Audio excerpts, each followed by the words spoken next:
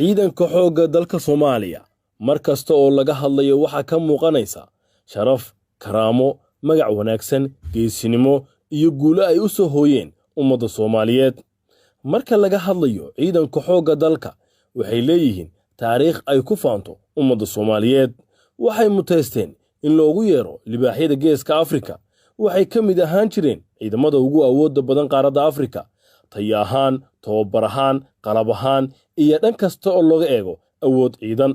Dagaaladii ay galeen sida 1964 iyo 1974 waxay ka keeneen guulo taariikhi ah kuwaas oo laga dhigo kulliyadaha dagaalka adduunka.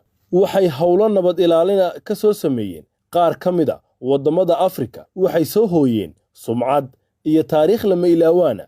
Ciidankan aan ka hadlayo waa ciidanka xoogga dalka Soomaaliyeed. Isla markaana markaad dhinac kale ka eegto muwaadin waxaad dareemaysaa in ciidanka xoogga dalka Soomaaliyeed uu ka soo kabanayo burburkii dowladnimada Soomaaliya oo ay saameyn ku yeelatay maadaama dhammaan hay'adihii dowladdu ay dumeen, balse haatan wuxuu ku jiraa marxalad soo kabasho. Tan iyo wixii ka dambeeyay dib u dhiskii dowladnimada Soomaaliya marba heer ayuu soo marayay iyadoo haatan uu sameynayo horumar baaxad leh oo dhinacyo badan leh sida tirada, aqoonta, qalabka, iyadoo ay muuqanayso inay soo laabanayso cududii ciidanka xoogga dalka. Waajibaadka xoogga dalka Soomaaliyeed saaran waa inuu difaaco dalka, kana difaaco dhinacyada bad, cir iyo weliba dhul, iyadoo uu ka difaacayo cadow kasta oo isku daya inuu ku soo xadgudbo geyiga Soomaaliya.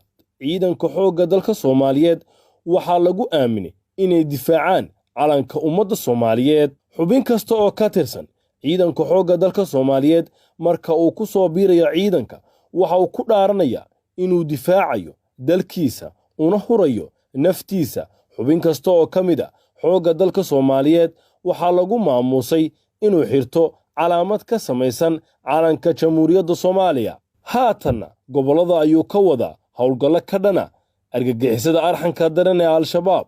Howlgalladaasi oo khasaare xoogan lagu gaarsiiyey argagixisada deegaano dhowrana laga xoreeyay.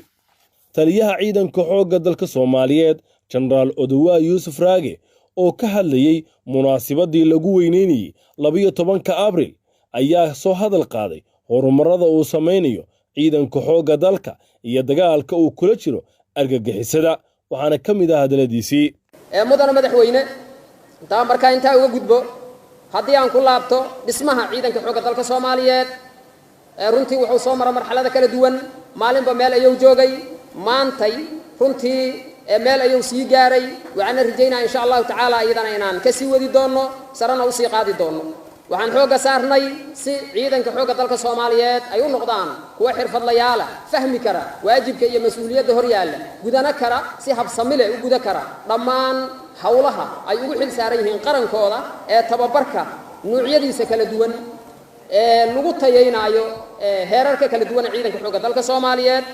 sidaas oo kale ayadana waxaan xooga saarnay qaadashada aqoon-yahano ka soo qalin jabiya jaamacadaha dalka oo isugu jira muxuu ahaa ii sheegay heer jaamacadeed iyo heer dugsi sare oo aan u kala dirnay kulliyadaha kala duwan ee wadamada aan saaxiibadana.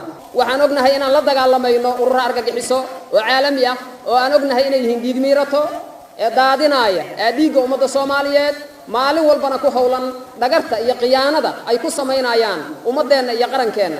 sidaas awgeed maadaama ay been ku sheegayaan arrimaha diinta Islaamka mar walbana ay adeegsanayaan, waxaan xooga saarnaa arrimaha wacyigelinta oo aan ugu talagalnay dhammaan ciidanka xoogga dalka Soomaaliyeed iyo bulshooyinka intooda kaleba inta aan gaarsiin karno. ayadana runtii meel fiican ayaan ka soo gaarnay oo ayagana runtii aan dhihi karo dhammaan idaacadda qaranka iyo idaacadda ciidamada qalabka sida iyo dhammaan meediyaha kale runtii oo arrintaas ayagana siyaabo gaar gaar ah ee noogala shaqay jiro aan leenahay aad iyo aad u mahadsantihiin.